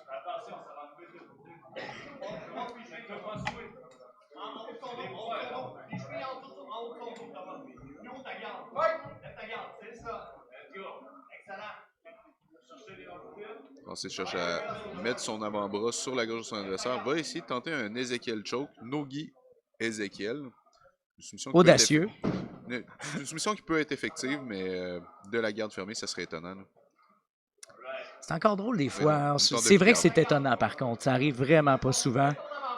Maintenant que là, Francis a réussi avec tout ça, générer une demi-garde. L'Ézéchiel, des fois, peut tellement surprendre. On a vu un combat d'UFC où je pense que c'est Volkov, il était en dessous de son adversaire, a réussi à faire un Ezekiel de bottom montée complète. Donc on peut vraiment, littéralement, faire ça de partout. Ouais, c'est pas Volkov, c'est un combattant russe aussi qui est quand même vieux, mais il y en a 3 à son actif, dans plusieurs positions différentes. Mais effectivement, c'est pas niaiser avec. Ouais, non, c'est ça. C'est juste que quand on est dans une garde fermée, puis qu'on est sur le dessus, puis qu'on essaie de le faire, la personne qui a la garde fermée peut tenter des attaques. Là, on est dans un système de points là, en ce moment. Ouais. Donc, si on réussit à avoir un passage, un renversement, ça peut être critique pour la victoire. Thomas est actif avec ses jambes, réussit à conserver une demi-garde, essayer de récupérer une garde complète. Mais Francis est vraiment très intelligent, là, utilise la cage à bon escient. Ouais. Gros crossface. Ouais, tout à fait. Essaye d'aller chercher son underhook. Francis s'est réussi à fermer ses mains là, avec son crossface puis son underhook pour réussir justement à passer du côté de la cage. Thomas va-t-il réussir à essayer de le renverser? T'sais, les deux gars sont explosifs. Bon travail de Francis là, qui a essayé de passer de la demi-garde à la position montée complète tout de suite. Mais Thomas était prêt là, justement à récupérer. Deuxième tentative. Bon travail de Thomas là, qui réussit à tourner ses hanches. Thomas réussit presque à fermer une garde complète. Voilà. Ferme sa garde complète. C'est fait. 1 minute. On n'a pas de points, donc possiblement un overtime. S'il ne se passe rien dans le prochain 54 secondes.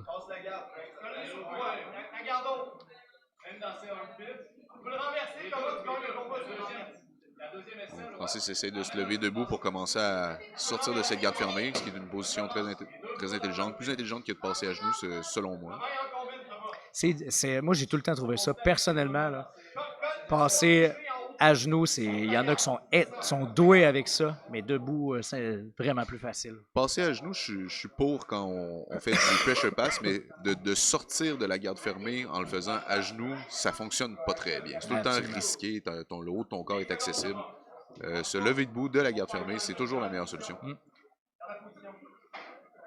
J'aime bien ce que Francis fait là, à toutes les fois où est-ce que son adversaire contrôle sa tête, utilise son avant-bras et son poing pour pousser dans sa gorge, là, créer une situation inconfortable. Là. Time. Je pense l'overtime maintenant que la cage est fermée. Donc, overtime, 3 minutes. 3 minutes avec pointage. Avec pointage, exactement. Donc, c'est pas au premier point, contrairement à certaines règles comme la IBJJF. Ça va aller au bout du 3 minutes. Bon travail de Thomas de shooter un double leg, donc prendre le contrôle des deux jambes de son adversaire. Francis décide de fermer une guillotine.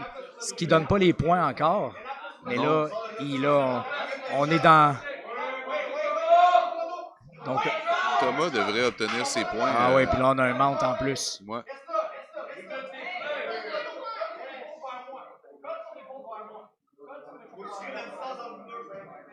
Ça va être difficile, je pense, pour Francis de réussir à remonter. Francis essaye d'aller sur ses genoux. Thomas réussit à fermer un body triangle et attaque un rear naked choke. Là, ça a l'air profond. Là. Ah oui. Ah ouais, ça c'est terminé. C'est étonnant qu'il réussisse à sauver aussi longtemps. Ben oui. Très beau travail. Très beau combat des deux gars. Excellent. Alors, le gagnant dans ce super fight en prolongation, par étranglement arrière dans le coin bleu, Thomas Salek.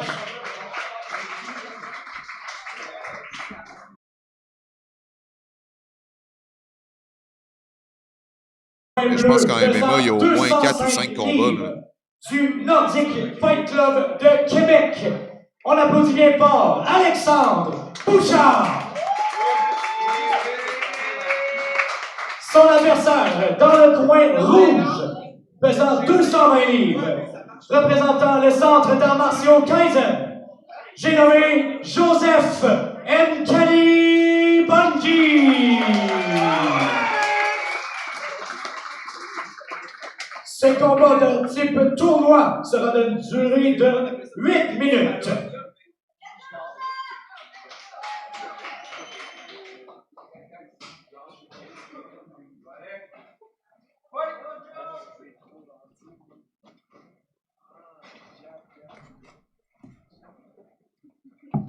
Je suis excité, Francis. Oui, j'ai hâte de voir, là, comme je disais un peu plus tôt, là, avant que tu sois là, si Joseph va pouvoir utiliser sa jeunesse pour essayer de mettre de l'action puis essayer de mettre la pression à Alexandre.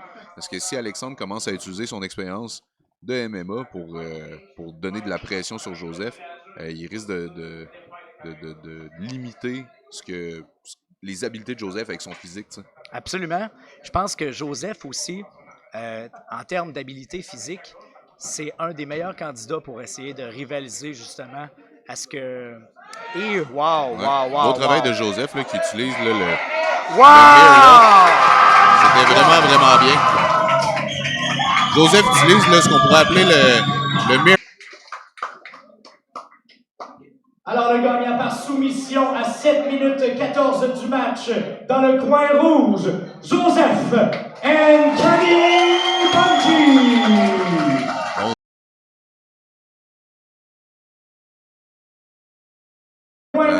Donc, j'ai hâte de voir quelqu'un avec une game développée de leg lock comme Tyler contre un gars qui a une game de guillotine aussi forte que Gabriel.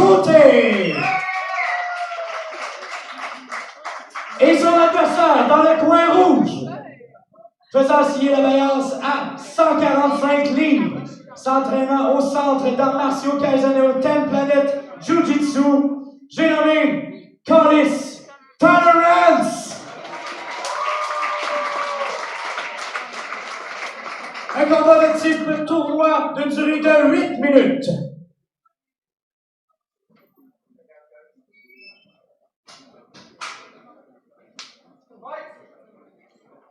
Donc, ça va être intéressant de voir si Tyler, oui, exactement. Je me doutais que Tyler a décidé de pull une garde, donc s'asseoir au sol contre un combattant qui attaque autant les guillotines que Gabriel.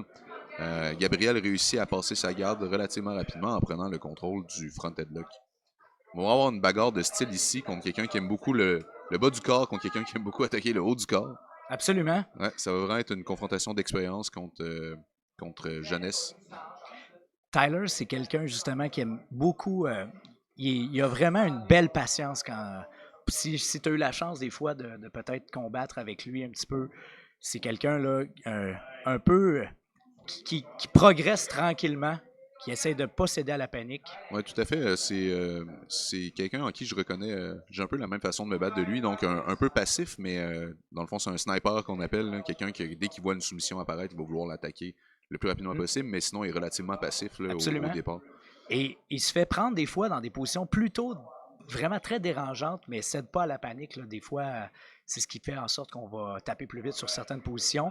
Lui, il a vraiment un bon self-control là-dessus. Ouais. On voit ici, là, Gabriel avait un contrôle de la tête, continue à mettre de la pression avec une guillotine qui n'est pas vraiment effective, mais réussit à contrôler toujours la tête de Tyler pour enlever son opportunité d'aller vers une inversion pour aller vers ses jambes. Tant que Gabriel va garder le contrôle de sa tête, il ne sera pas en danger d'aller vers ce type d'attaque-là.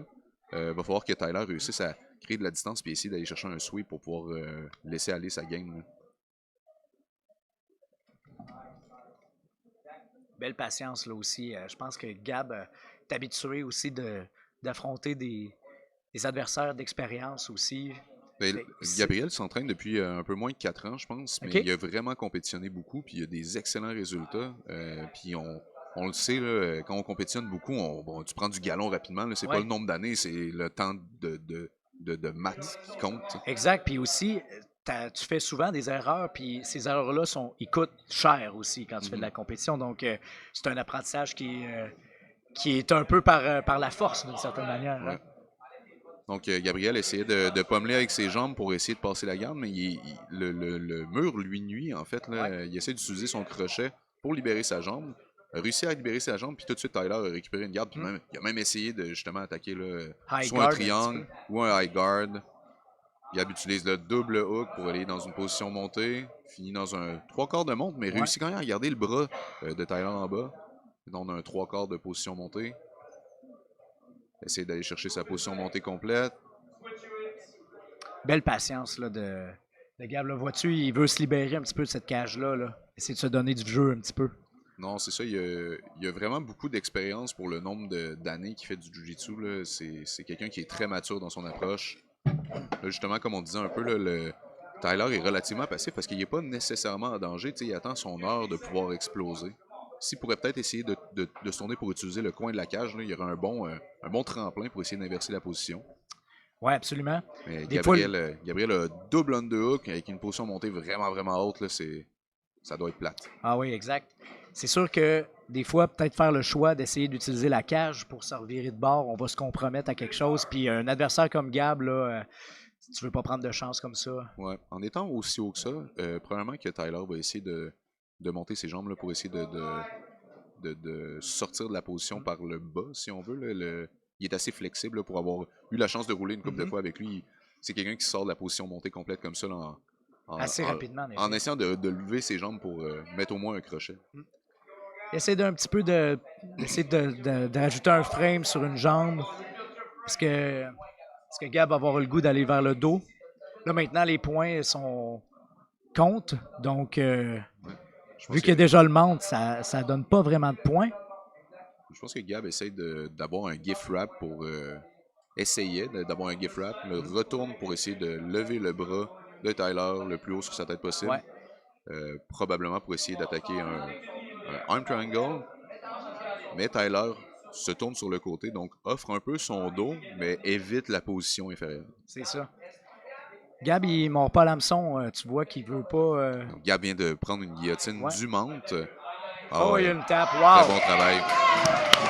Excellent travail. Dans le vainqueur par soumission à 3 minutes 17. Dans le coin bleu, Gabriel Côté.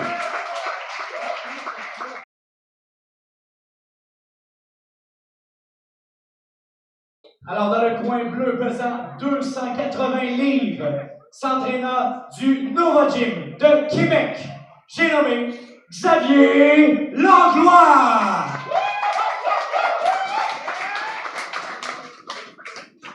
Et dans le coin rouge, pesant 238 livres, du Jiu-Jitsu Saguenay, je nomme Patrice Boudreau. Un combat de type tournoi d'une durée de 8 minutes.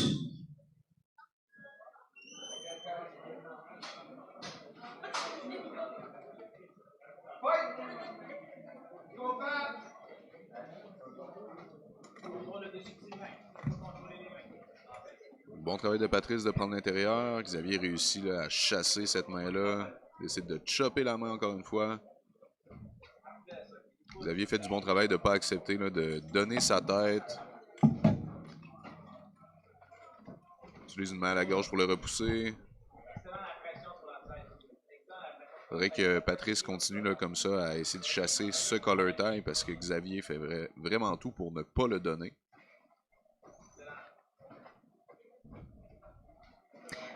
Xavier, à date, dans tous ses combats, a eu l'air d'avoir vraiment une bonne aisance là, dans le hand fighting debout. Oui, il sait quelle grippe il ne doit pas accepter puis quelle grippe il doit prendre. Donc, Ouais. comme je disais un peu plus tôt, là, Patrice réussit à prendre un collar tie, Xavier défait le collar tie. Donc, c'est vraiment une partie, pas une partie d'échec, mais c'est des bonnes décisions. Là, si tu prends ça, je veux pas que tu le prennes, et ainsi de suite. Absolument. Il faut continuer comme ça. Souvent, c'est la même technique, on peut la répéter plein de fois jusqu'à temps que quelqu'un stanne et utiliser cette technique-là pour arriver à nos fins. Ah oui. Au travail de Xavier d'utiliser son underhook pour vraiment réussir à déstabiliser son adversaire, mais il ne réussit pas à compléter le takedown. Oh! Oh, la tête. Ça fait 2 fois que Patrice se retrouve dans cette situation-là. Bonne idée d'aller au sol un petit peu. Oh, on a le tape. Dans son premier combat, on a vu Xavier... Gagnant par étranglement à 6 minutes 30 dans le coin bleu, Xavier Langlois.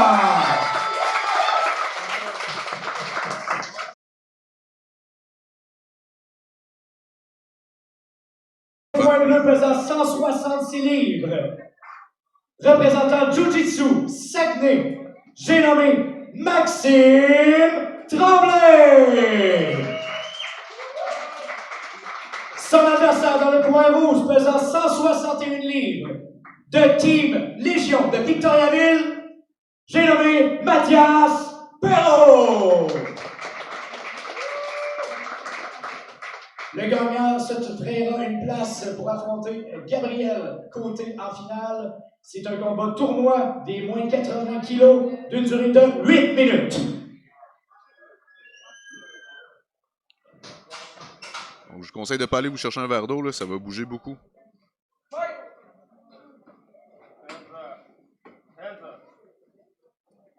On voit Maxime qui garde ses bras proches de lui, garde une posture relativement basse.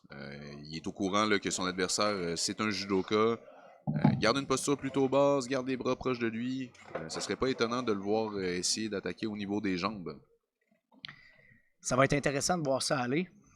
Oui, tout à fait. Là, ça va être un combat excitant. Là. Les deux ont eu des grosses guerres, là, chacun avec leur style partagé.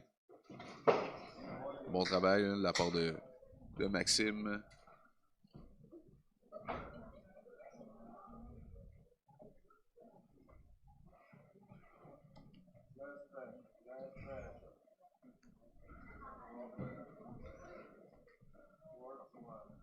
Ici, on voit Mathias qui essaye de réussir à prendre un collar tie ou un underhook, mais Maxime, lui, a décidé que c'est lui qui contrôlait le haut du corps. Bon travail là, de Mathias de montrer qu'il peut être versatile et d'attaquer les jambes quand même. Absolument. On sait que les judokas n'attaquent pas beaucoup les jambes parce que c'est pas dans leur rule set, malgré que je pense qu'ils l'ont changé dernièrement. Ça. Oui, c'est tout nouveau ça. Maintenant, il y a quelques attrapés de jambes là, qui sont maintenant rendus permis. Ouais, ça va faire revivre le sport. Là. Pas que c'est pas populaire, là, surtout qu'au Canada, ici, on a une belle équipe. Là. Absolument. C'est sûr que c'est une règle qui handicapait beaucoup, qui a aussi donné une certaine saveur au sport, mais je crois que c'est une bonne idée d'essayer d'inclure ça parce que les jambes sont une grosse partie du jeu. Ah, ici, on a vu, là. Wow, Mathias s'est fait avoir parce qu'il a essayé d'aller pour un hip throw par la tête, mais ça a donné l'accès au dos à Maxime, là, qui en profite allègrement. Qui a réussi à faire un brise-rein un peu pour l'amener au sol. On voit une belle patience là, de Maxime.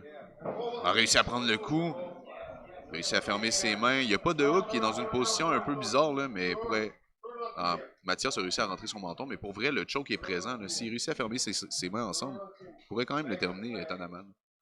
La cage ici joue en faveur là, de Mathias.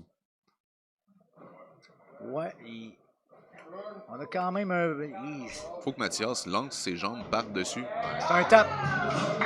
Excellent finish là, de la part de Maxime. Bleu, Maxime Tremblay.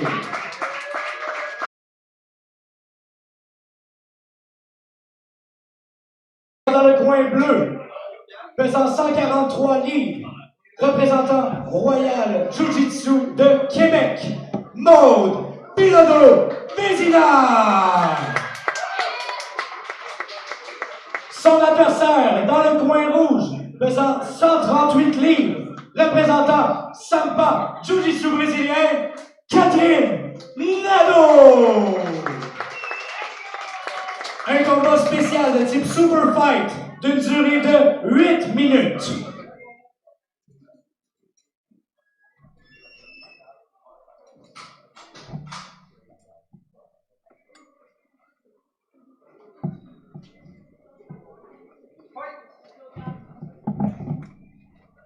Non, je pense qu'on va avoir un super bon combat, là. Comme Sam, t'as pu le souligner, là, ça va être le fun un jour si on a une catégorie pour les filles pour ce type d'événement-là. Moi, j'aime beaucoup le jiu-jitsu féminin. Là, les filles, ils se battent tout le temps vraiment fâchés. T'sais. Absolument. Pour vrai, là, c'est vachement impressionnant.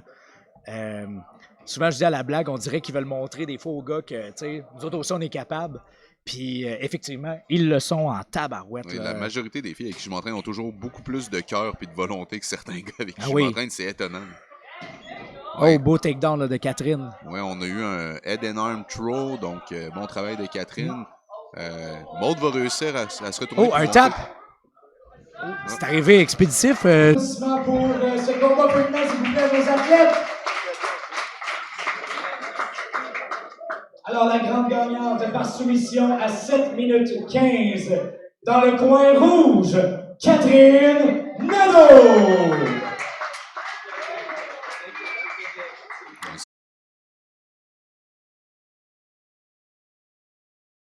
Dans le coin bleu, faisant scier la balance à 280 livres, du Nova Gym de Québec, Xavier Langlois.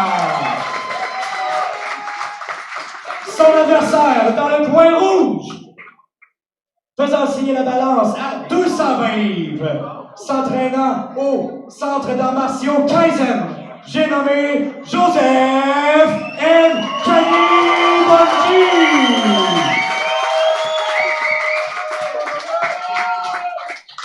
Un combat de type tournoi de 80 kg et plus, 8 minutes.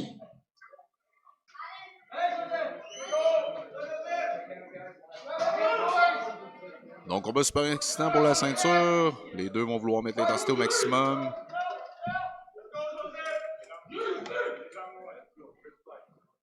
On peut voir encore un bon travail là, de Xavier, d'essayer de contrôler les grippes. Là, toujours très intelligent avec son approche. Il veut être la personne intérieure. Est-ce que finalement, si je me trompe pas, Catherine a réussi à installer un armlock super rapidement après son takedown? Exactement, c'est ça. On n'avait juste pas l'angle de vue. Exact, c'est ça. Donc probablement, vous, à la maison, vous l'avez vu peut-être un petit peu mieux grâce à la caméra là, qui suit le combat d'un petit peu plus près. Mais exactement, c'était un Americana à partir du... Avec les jambes. Exact. Ouais, le Scarfall avec l'Americana avec les jambes. On en parlait un petit peu tout à l'heure, une soumission qui est... tu sais, qu'on fait beaucoup dans les débuts, mais qui marche tellement bien. Là. Ouais, on va saluer le travail de Catherine. De réussir à attaquer la soumission tout de suite après un takedown, faut le faire. Absolument. Faut travailler comme ça. Puis Maud, une adversaire redoutable quand même. Tu sais, ça arrive aux meilleurs d'entre nous de faire ça. Fait que on espère toujours donner un spectacle puis faire en sorte de faire durer le plaisir, mais des fois, ça se passe plus. C'est au-delà d'un peu ce qu'on veut faire. Maud a des super bons résultats en compétition, puis elle est revenue à la compétition il n'y a pas si longtemps que ça après avoir eu un enfant. Fait que il faut saluer ça aussi. Là, ouais. Puis elle était prête. Là. Moi, je l'ai vue à l'entraînement, elle mettait des heures, puis c'est une travaillante. Absolument. Mais on est victime de des choses qu'on ne peut pas contrôler. Ouais, même les meilleurs d'entre nous, hein, c'est ça, en compétition. Là. Gros revirement, là. On dirait que Joseph s'énerve un petit peu. Ouais, Xavier a essayé d'utiliser son underhook pour aller vers le dos de Joseph. Joseph est plus rapide un peu, là, réussi à se retourner vers lui, il ne veut pas se laisser faire. Je pense que ça peut être un atout vraiment de taille pour Joseph. Tu sais, quelqu'un de fort physiquement qui peut dealer avec la force d'un gars qui pèse quand même 280 livres, tu sais. Ouais, exactement. Je pense que ce qu'il faut faire, dans le cas de Joseph, c'est un peu boulier là, Xavier pour le fatiguer, le pousser vers la cage. Pas nécessairement aller pour des grippes, mais vraiment le pousser. Utiliser des bons stiff arms dans l'épaule, essayer de monter le tempo pour essayer d'engager. Parce que Xavier fait un excellent travail ici. Là. Essaye d'aller pour le head and arm throw. Wow. Mais c'est ça, Xavier est très très bon pour être conservateur puis choisir ses grips. T'sais, il est intelligent dans sa façon d'agir. Absolument. Fait que s'il veut réussir à le brûler, il va falloir qu'il augmente le tempo avec lui. Oui, puis, mais tu sais, as-tu vu comment que Joseph a fait des grosses tentatives sur cette séquence-là, d'aller chercher le dos? Puis bravo à Xavier, là, il a réussi à jamais s'exposer. Tu sais, il a fait du gros combat, mais sans nécessairement prendre des risques inutiles puis être dans le trouble finalement. Ouais, il a quand même essayé d'aller pour un head and arm throw, puis s'est retourné. Il a vu qu'il n'y avait pas de succès. Il a décidé de retourner sur ses pas. Joseph qui a essayé encore une fois là, sa petite attaque qui a surpris Alex tout à l'heure. Oui, ça serait. Si Xavier se fait prendre par ça serait vraiment.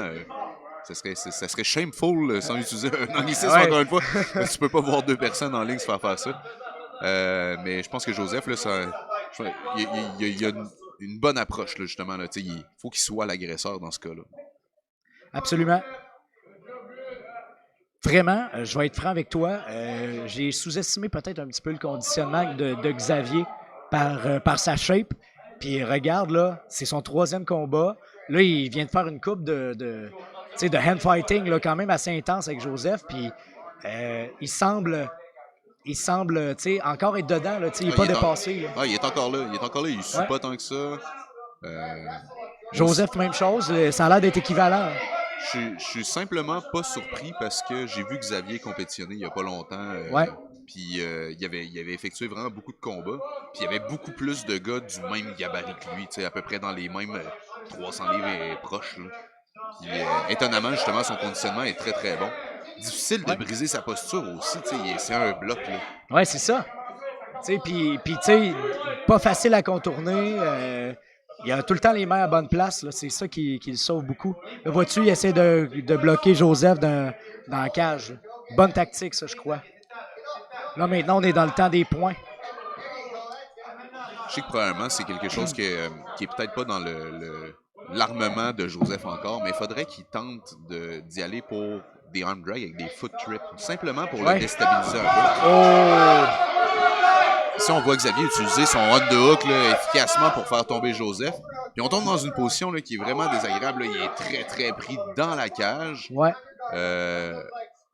Va falloir que Xavier crée quelque chose avec ça parce que l'arbitre va s'en mêler assez rapidement. Ouais. Là, on vient de chercher 2 points pour Xavier.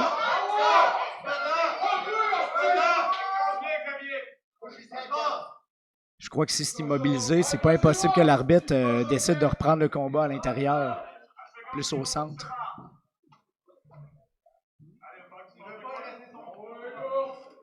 Il n'y a pas de très bonne solution, mis à part de le garder stacké là. Si Xavier retourne sur ses genoux, ça va être désavantageux pour lui. C'est pas mal la seule solution qu'il y a de rester là. T'sais. Il pourrait aussi tenter de prendre son bras qui est libre, donc son bras gauche, pour essayer de briser le lock des jambes, ce qui forcerait Joseph à les ouvrir pour essayer de passer. Mais en même temps, le frame sur le visage de Joseph, là, la main dans la gorge, c'était risqué un peu, là, Xavier. Faut pas qu'il utilise son coude pour ouvrir cette garde-là. C'est pas la bonne stratégie. Il essaie de le diminuer avec son avant-bras. Ça a l'air d'être assez dérangeant, mais je pense pas que Joseph va taper là-dessus. Il reste 2 minutes au combat. Très bon travail de Joseph. Justement, il a remarqué là, que en se penchant vers l'avant comme ça, le bras de Xavier était libre. Oui, belle sortie. Bon réflexe de Joseph d'utiliser ses 2 pieds pour reprendre une position debout. Très beau travail des 2 combattants ici. Là. Joseph va devoir s'activer et réussir un amener au sol. Je pense que Joseph regarde le temps, mais il a quand même, ça a allumé un feu en lui. Là. Il a vu le pointage plus que le temps, puis là, il veut faire quelque chose. Là.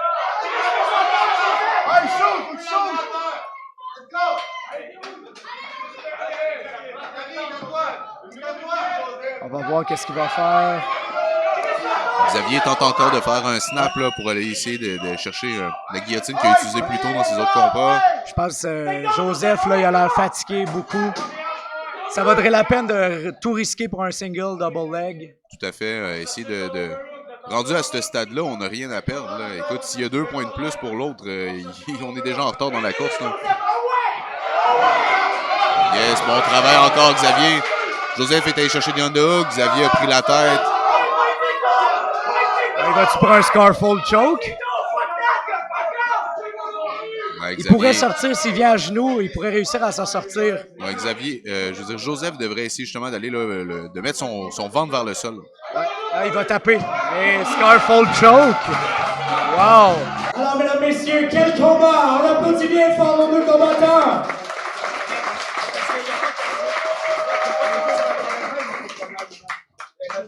Il est gagnant par soumission à 34 secondes de la fin. Et le nouveau champion EKL 2024, Xavier Langlois!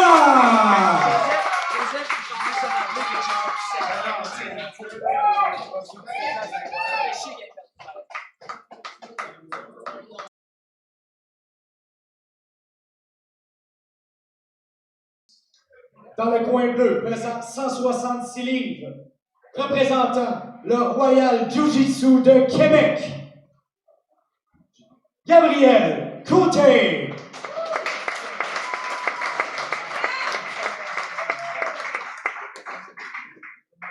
Dans le coin rouge, faisant scier la balance à 166 livres, de Jiu-Jitsu Saguenay, Maxime Tremblay. Un seul sortira vainqueur et deviendra champion du EKL 2024. Un combat des moins de 80 kilos d'une durée de 8 minutes.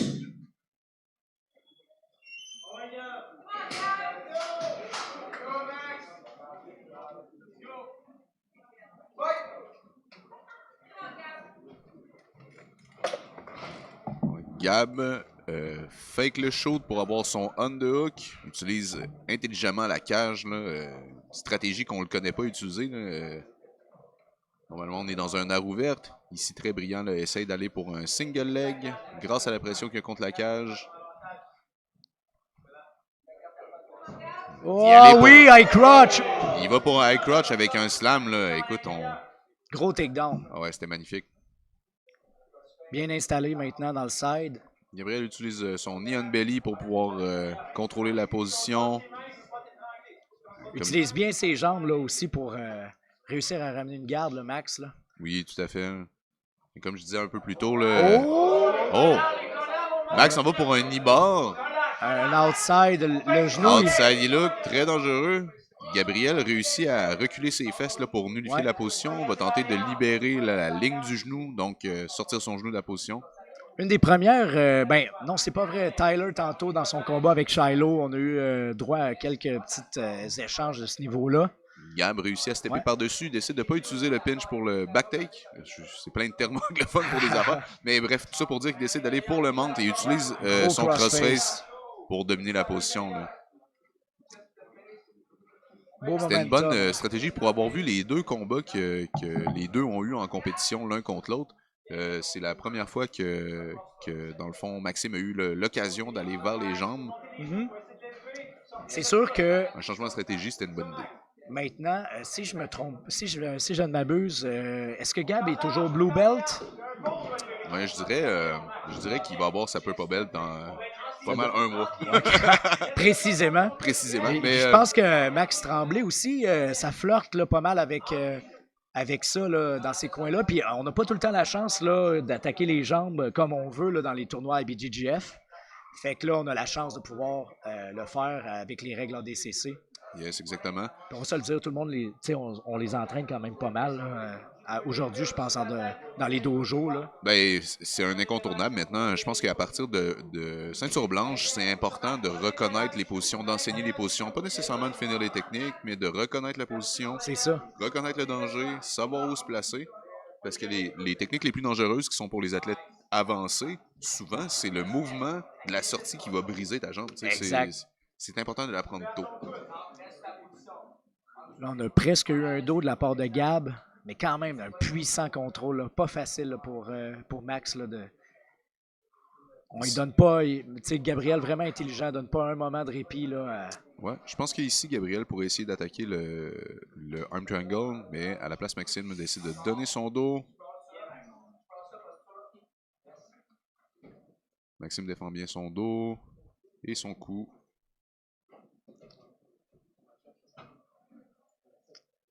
Max essaie de trouver là, la faille un petit peu. Là. Ouais, il veut trouver l'occasion pour pouvoir exploser. Parce que c'est sûr qu'il y a encore du jus à ce niveau-là. Gabi il va pour un choke sur la mâchoire. Il peut clairement finir là-dessus. Ah ouais, ça a l'air deep. Et que c'est dangereux, ça. On n'est pas loin, on a le tap. Oh my God. Excellent travail de Gabriel. Réussi à finir avec un choke sur la mâchoire. Et maintenant, le premier champion des moins de 80 kilos, le gagnant par soumission à 4 minutes 24. J'ai nommé dans le coin bleu, Gabriel